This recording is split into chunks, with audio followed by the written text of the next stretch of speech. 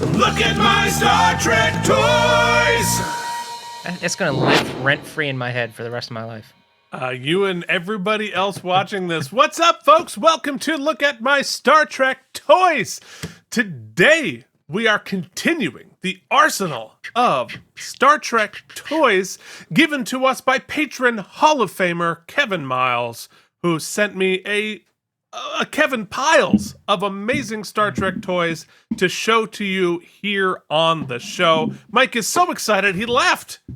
Yeah, He's I'm assuming doing some the cat made a maintenance. visit. Yeah, the cat made a visit.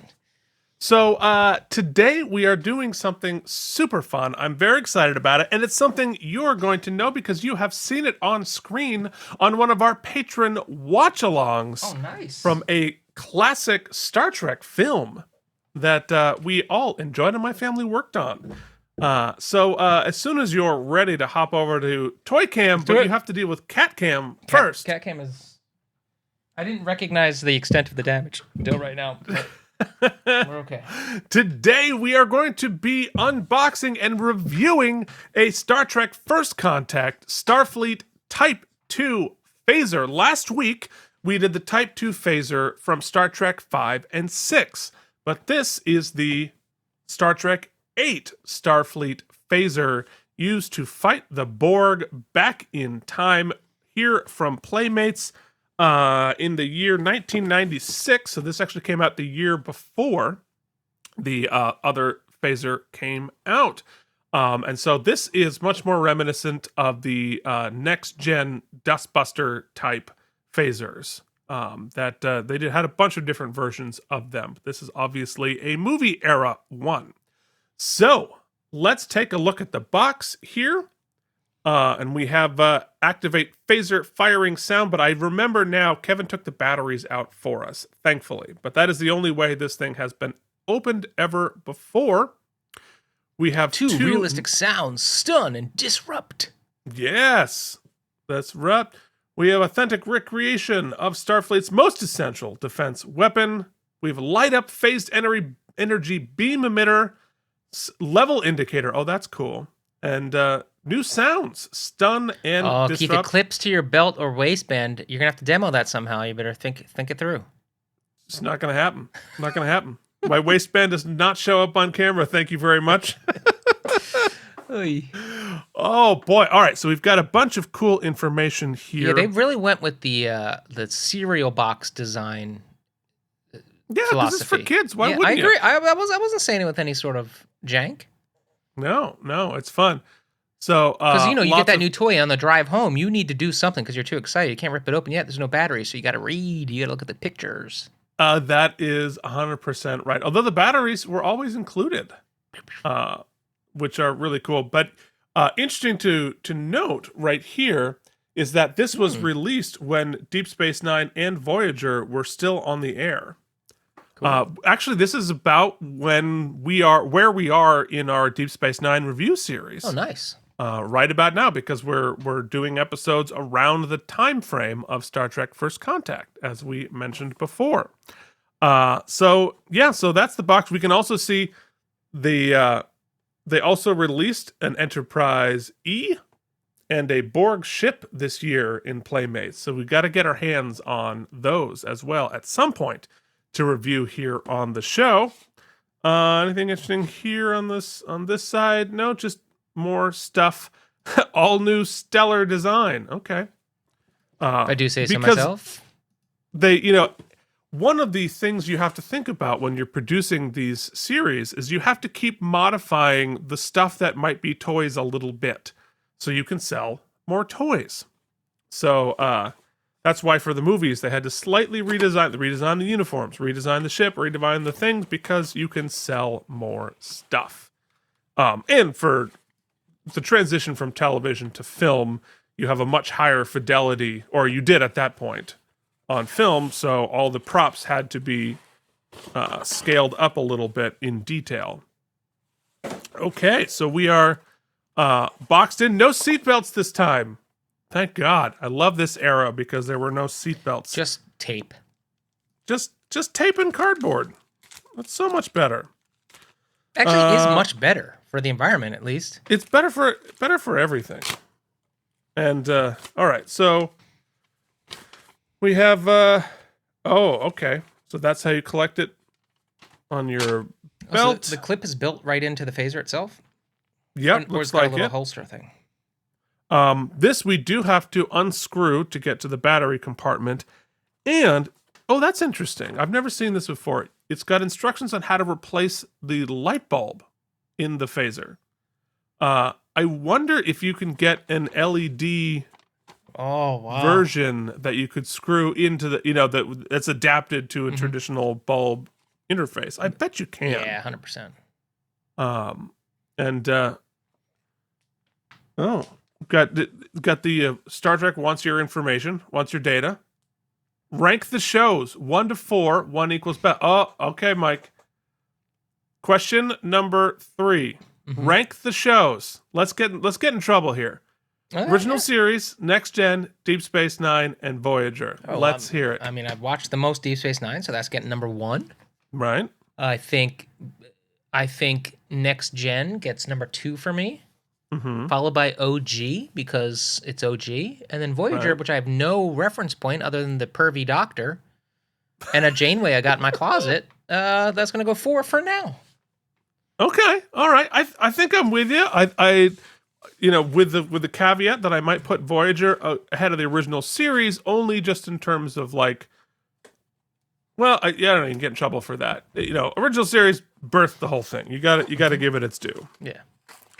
All right. The So birth let canal us. of Trek. Oof. Thanks for that. Let's get into. Ooh, it's heavy. Okay, I like that.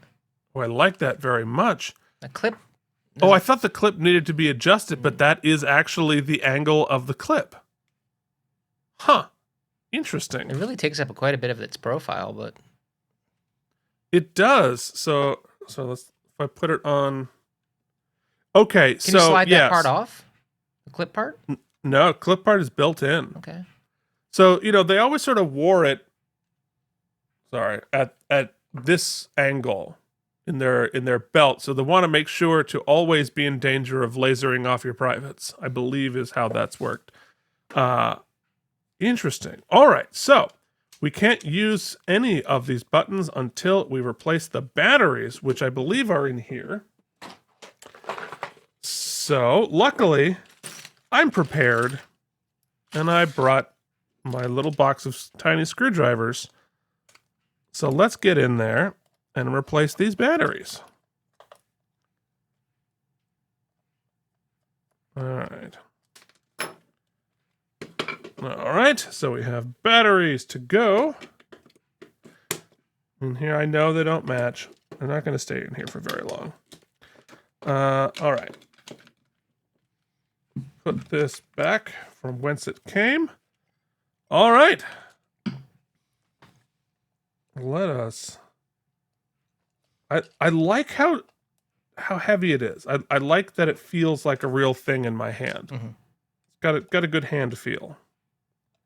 All right, Mike, you talk while I focus on getting the stupid battery. Well, Keith has established it here. He prefers hand feel. He's definitely girth over length. What? Okay, sure. All right, so is there an on button? Hey! Oh, all right. Oh, I see. That do not sound like the right sounds. All right, so I believe this is stun, and that's kill. So let's take a look at the... So it lights up there. Lights up there, and you can see... The level. That's kill. That's kill. They're like... I'm going to have to go to Uncle Jim and ask him a question about these sounds. No, it sounds like a 2-part sound, right? All right, so yeah, okay. So, one is so one it's firing, and the other one it's hitting its target. So that's stun is just one sound. And then this is kill. Don't hold it down. Just let it hit it once. I am hitting it once. Oh, so it sounds. That is the sound. So it's. Oh, okay.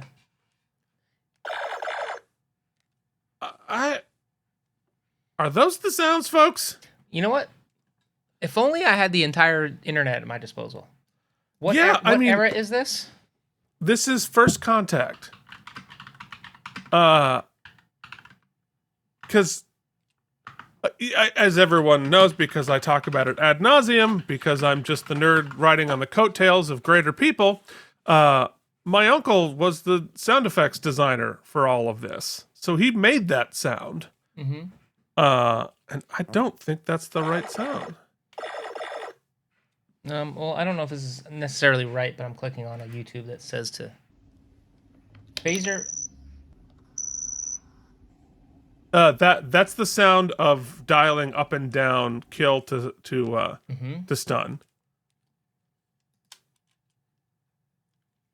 Well, there's the toy on eBay. That's not particularly a sound. Okay. That's all right. So let me, while he's doing that, let's take a closer look at the phaser itself. It's sort of a blue, so that what you're seeing on screen is it being sort of more blue than gray is actually accurate. That is what it looks like. The dreaded Playmates screw holes here, obviously. Okay, so here's the master replica version. Okay. Let's see what their sounds are. Yeah, that's right. Yeah. So the answer is this one's wrong. If we assume that master is correct. That's really weird. That's an overload. Mm-hmm. Keith knows just by listening. Let's go again. Here you go. Yeah, that's stun. And that's yeah. What is going on with that? That's really weird that they would have the sounds like. Okay. Because this sounds more like they're firing projectiles. Pow, pow, pow, pow, pow. All right. Well, you know what? We actually can go to the source here and get some insight, maybe. Oh yeah, but here's the thing. They have got no time for that. No. Next time I go to I go and maybe I'll probably be at his house on Christmas and talk to Jim. I will bring this, and I'll be like, "Hey, are these the right sounds?" He's gonna be like, "What is that?" Yeah. Well, your brother might have more insight, right? Yeah, I think he didn't work on this movie. He worked on the next one. But if you gotta guarantee that he has a catalog of sounds in his head.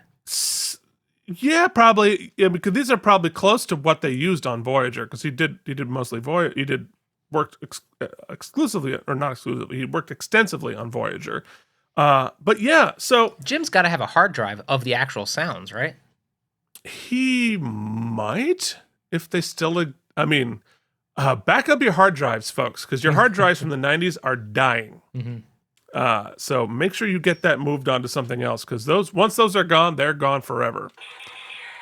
So yeah, I mean, it's certainly Paramount. Okay, well, hold on. I'll only close this wormhole in this one way. If I'm 8 years old, I don't give two ishes. No, but these are for collectors. They weren't 92.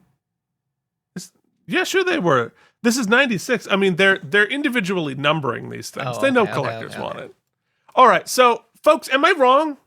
Right? Am I wrong about the sound on this? Is the sound on this actually accurate, and I'm just not remembering correctly because it was from the movie, and we didn't spend 7 years with that sound? Yeah. So I'll ask Jim. He won't remember. I figure you guys are going to know 1,000 times more. Tell me more about that sound. I mean, honestly, like, there it is. I'll get it in camera. I love having it. Should we do a our thumbnail? Great.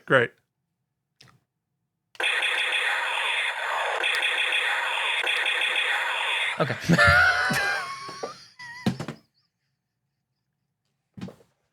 Wow. Yep. That's there it is, internet. Please enjoy. I guess we're doing that now. Kevin Miles, you regretting this yet? I mean, look, it could use a little bit more detail. And I don't know how I feel about the sounds. However, I like the hand feel. I like how it looks. It's a really interesting toy. It's gonna look great up on my wall next to last week's phaser and next week's phaser. Going to be so much fun. All right, folks. Thank you so much for watching our nonsense here. I hope you enjoyed. Please leave your comments below. Tell me where I got stuff wrong. Tell me where I got stuff right. I like that even better. Yeah, I hear you. But just come back next week for another episode. Just come back. Just come back. Tell a friend. And you can join our Patreon at patreon.com/KM and support us. You can want to send us stuff. Email me at lookatmystartrektoys@gmail.com. We will see you back here. You can also get my address. You can send things directly to me, Mike. No, don't worry take about it that. too. Don't worry about that. Just send it to me. It's fine. It's fine. He doesn't need it. He's moving. He's got to pack it up. He's got to put it in a box. You don't want it in a box. You want it up on the wall behind me, right? I mean, come on. All right, folks. Thank you so much. Till then, this has been Look at My Star Trek Toys!